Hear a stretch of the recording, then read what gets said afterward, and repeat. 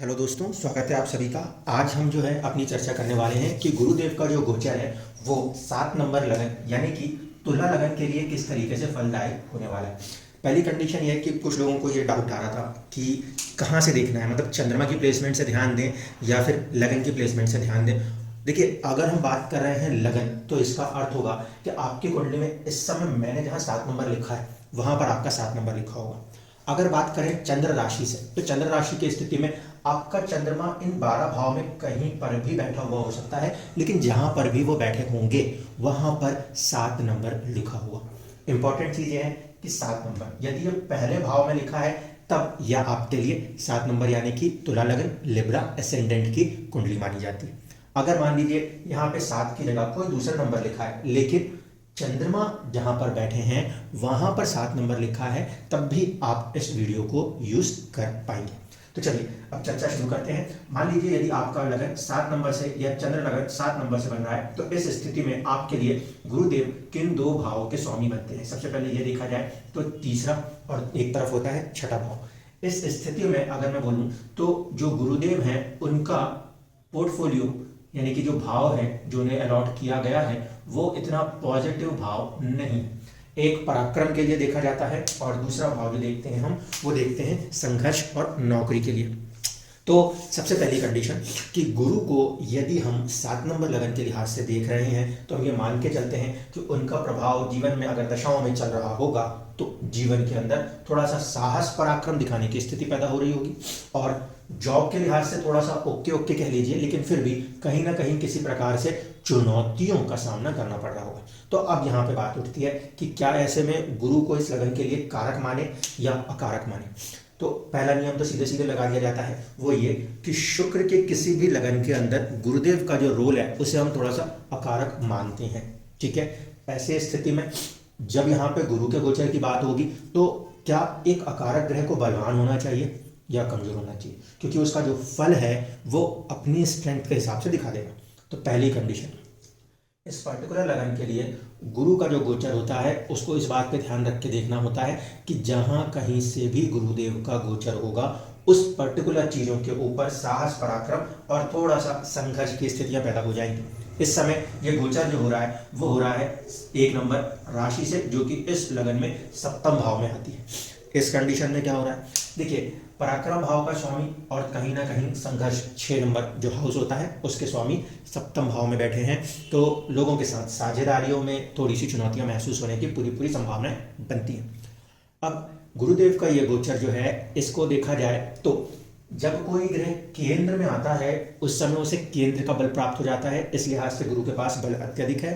Condition, क्या ये दिशा बली है या दिशा बलीहीन है। तो देखिए दूसरी कंडीशन में यदि गुरु लगन में बैठते तो बहुत ज्यादा दिशा बली होते हैं, सप्तम में बैठे हैं तो दिशा बलीहीन है। इस स्थिति में अगर मैं कहूं तो गुरु इस समय न्यूट्रल सा काम कर रहे हैं। क्यों? क्योंकि केंद्र में आके बलवान तो हैं लेकिन केंद्र में बलवान होने के कारण दिशा बल की कमी है। दिशा बल की कमी के कारण जो परेशानी आ सकती है उसको कहीं ना कहीं सपोर्ट कर रहे हैं, नियंत्रित रखने में। ठीक, दूसरी चीज जो हो रही है वो ये हो रही है कि इस गुरु को शनि की दृष्टि, जो कि इस लगन के लिए सर्वाधिक योगकारक ग्रह माने जाते हैं, उसकी तीसरी दृष्टि गुरु के ऊपर है जो कि गुरु को नियंत्रित कर रही है। इस लिहाज से अगर बात देखा जाए तो 7 नंबर लगन के अंदर गुरु का जो गोचर है वो थोड़ा चुनौतियां देता है, लेकिन इस समय जो शनि की दृष्टि गुरु को नियंत्रित कर रही है और गुरु के पास दिशा बल की हीनता, ये हमें फेवर देती हुई नजर आती है। अड़चने बाधाएं फिर भी साझेदारियों में जो लोग वैवाहिक हैं उनके वैवाहिक जीवन में थोड़ा सा चुनौतियां हो सकती हैं यदि गुरु की महादशा अंतर्दशा प्रत्यंतर दशाएं कार्य कर रही हो तब। अब बात करें नक्षत्र के लिहाज से, जब नक्षत्र के लिहाज से देखेंगे तो गुरुदेव का भरणी में जब गोचर हो रहा है उस समय उनका संबंध शुक्र से स्थापित हो रहा है। सप्तम भाव का कारक शुक्र, नक्षत्र शुक्र का, इस पर्टिकुलर लगन के लिए शुक्र जो है वो पहले और कहीं ना कहीं आपके अष्टम भाव के स्वामी है। ठीक है, तो यहाँ पर पहली चीज समझ लीजिए, जो गोचर प्रभाव है गुरुदेव का वो सीधे सीधे यहाँ पर आपके लगन को, आपके व्यक्तित्व को प्रभावित कर रहा है, जो कि आपसे आपका पराक्रम और कुछ संघर्ष मांग रहा है। ऐसी स्थिति में जीवन के अंदर अपने पराक्रम से उन्नति, डॉक्यूमेंटेशन वाले कामों में, और दूसरे तरीके से थोड़ा सा संघर्ष लेकिन नौकरी, क्योंकि छठा भाव है, यहाँ पर आपको कुछ चुनौतियों का सामना करते हुए जीवन में आगे बढ़ने की स्थिति दिखा रहा है। अगर व्यापार के लिहाज से देखा जाए तो भी छठे भाव के स्वामी होकर यदि वहाँ बैठ रहे हैं तो व्यापार में भी थोड़ा सा डिस्टर्बेंसेस की संभावनाएं बनती नजर आती हैं, उससे हमें पार पाना पड़ेगा। लेकिन जब शुक्र के नक्षत्र में जा रहे हैं तो गुरुदेव थोड़े से और अपने आप में वीक पड़ेंगे।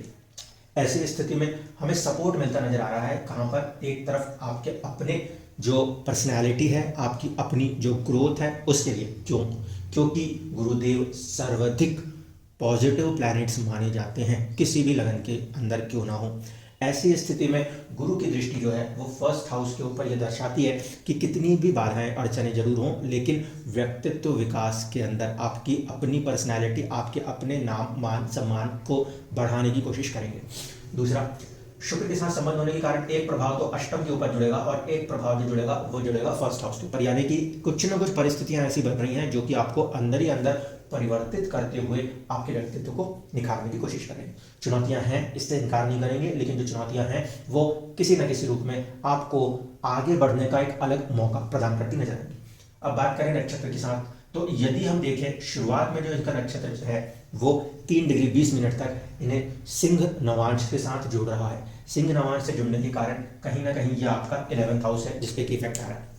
अब देखिए, तीसरे भाव का, पराक्रम भाव का स्वामी और साथ ही साथ छठे भाव का स्वामी इस समय कहीं ना कहीं जब आपके 11th को प्रभावित कर रहा है तो ये कह सकते हैं कि आपकी नेटवर्किंग प्रभावित हो रही है एक, या फिर दूसरा आपकी इस समय जो अर्निंग्स है उस पर किसी प्रकार का प्रभाव दिखाई देता है, क्योंकि वो गुरुदेव है। ठीक है, ऐसे स्थिति में वो आपको एक प्रकार से पॉजिटिव सपोर्ट करने की कोशिश करेंगे। क्यों करेंगे? क्योंकि देखिए, गुरु जो हैं वो इस पर्टिकुलर सिंह राशि के स्वामी सूर्य से मित्रवत व्यवहार करते हैं। ऐसी स्थिति में भले कुछ अड़चने, कुछ चुनौतियां, कुछ साहस, कुछ पराक्रम, सब कुछ लगाना पड़े, लेकिन एंड ऑफ द डे ये स्थिति आपको लाभ प्रदान करने की कोशिश करती नजर आएगी जब तक ये गोचर प्रभाव आपका सिंह नवांश के साथ जुड़ा हुआ है। जब ये 3 डिग्री 20 मिनट आगे बढ़ जाएंगे तब उस स्थिति में गुरु का जो प्रभाव है वो चला जाएगा आपके कन्या के साथ। अब कन्या नवांश के साथ अगर हम देखते हैं तो यहाँ पर स्थिति थोड़ी सी खर्चे और थोड़ी सी टेंशन देने वाली हो सकती है।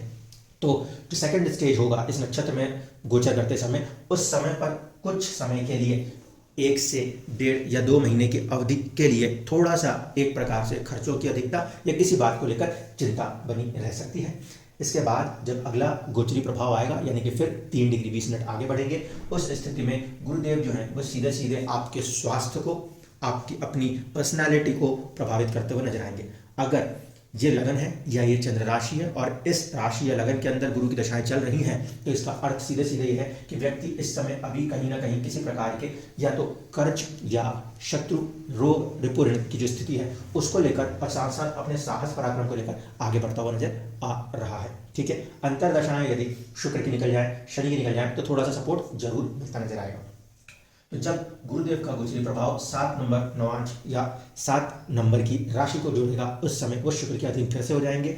इस स्थिति में उन्नति के रास्ते तो खुलेंगे, लेकिन स्वास्थ्य पे ध्यान देना आवश्यक होगा, क्योंकि जब गुरु इससे जुड़ेंगे तो वो जीवन के अंदर पराक्रम को तो काफी हद तक बढ़ा देंगे, लेकिन ध्यान रखिएगा कि छठा भाव जो है वो जब आप उन्नति करेंगे तो कोई शत्रु पैदा ना हो, इससे हमें सावधान रहना पड़ेगा। इसके बाद जो आखिरी प्रभाव रहेगा वो रहेगा 8 नंबर की राशि यानी कि वृश्चिक नवांश के साथ जुड़ा हुआ। वृश्चिक नवांश के साथ जब गुरुदेव का गोचर होता नजर आएगा तो उस स्थिति में आपके सेकंड हाउस या फैमिली और कुटुंब के साथ ये संबंध जुड़ा हुआ नजर आएगा। इस स्थिति में थोड़ा सा दबाव, थोड़ा सा प्रभाव फैमिली के अंदर देखा जा सकता है। तो यहाँ पर अगर हम इस कंडीशन को देखें पॉजिटिव या नेगेटिव, तो मैं इसको न्यूट्रल मान के चलूंगा। क्यों? क्योंकि गुरु जो है वो मंगल के साथ मित्रवत है, मंगल की राशि में है और फिर उसके दूसरे भाव को प्रभावित करेंगे तो कोई बहुत ज़्यादा नेगेटिव प्रभाव नहीं आएगा। लेकिन हाँ, ये हो सकता है कि आपकी जो बचत है उसके अंदर थोड़ा सा आपको हाथ टाइट, कठिनाई महसूस हो सकती है कुछ समय अवधि के लिए। लेकिन ओवरऑल पॉइंट ऑफ व्यू से अगर देखा जाए तो गुरुदेव का जो गोचर है वो शुरुआत में थोड़ी अड़चनों के बाद लाभ, कुछ चुनौतियां और व्यक्तित्व विकास, इन 2 एस्पेक्ट से इस समय ज़्यादा काम करता हुआ नजर आ रहा है। अब उसके बीच में थोड़े थोड़े समय के लिए जो चुनौतियां रहेंगी उसके प्रभाव देखने को मिलेंगे।